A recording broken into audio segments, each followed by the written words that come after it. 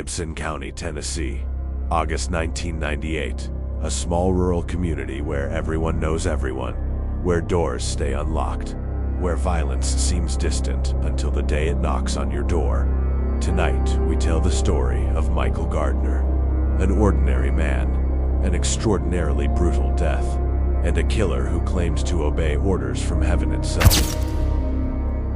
George Glenn King, Grain Jr., a name not found in history books, yet a name that carved itself into the memory of Gibson County forever. A simple rural home, a hot summer evening, only two men. One was named Michael Gardner, a middle-aged man living a quiet life away from the spotlight. The other was George Glenn King Jr. Between them, there was no known hostility, no old rivalry, no clear financial motive. But George King carried something inside him, something he called the voices.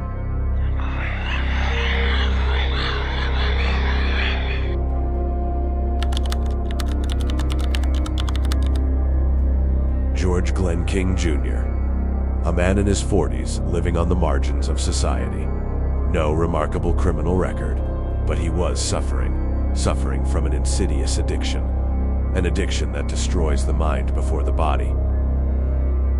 The methamphetamine, or meth as some call it, a synthetic drug that causes auditory and visual hallucinations.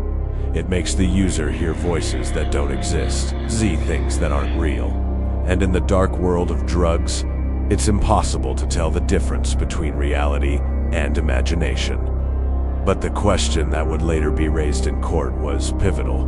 Was George King truly suffering from a real psychological disorder, or were the drugs the only cause? And if the drug was the cause, does that absolve the killer of his guilt?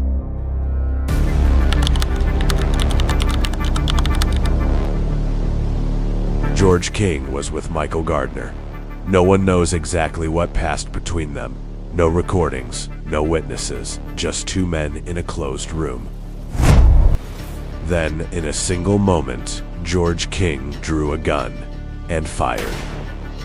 One shot to the head, Michael Gardner fell to the ground, his heart stopped, and he died instantly.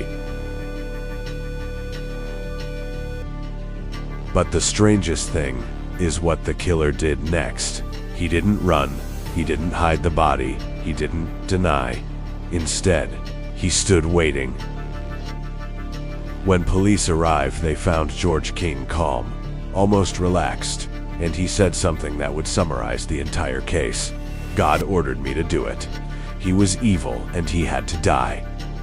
George King was arrested. He was charged with first-degree murder.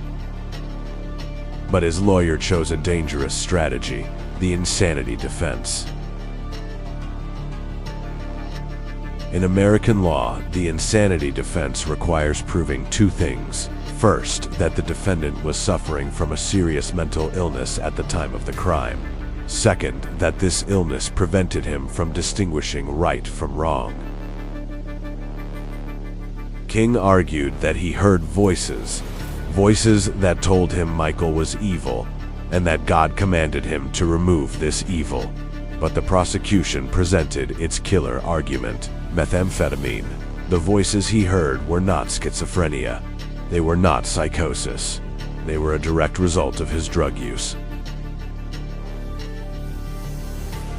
The court was not convinced. In the eyes of the law, if madness is caused by a voluntary act, such as drug use, then the defendant does not deserve acquittal, because he chose to lose his mind. George Glenn King Jr. was convicted of killing Michael Gardner, but the case left behind questions that remain open. Was King truly mentally ill before the addiction? Was the drug merely a trigger for something dormant inside him? And can we forgive a killer who says God ordered him to kill? Michael Gardner was not just a number in a statistic. He was a human being. He had a family that's still waiting for answers. He had a memory that will never be forgotten. He had a story that ended on the night of August 7th, 1998. And George King will remain in prison, carrying voices that no one but him can hear. Thank you for watching. If you enjoyed this file, subscribe to the channel to see what comes next from Trace.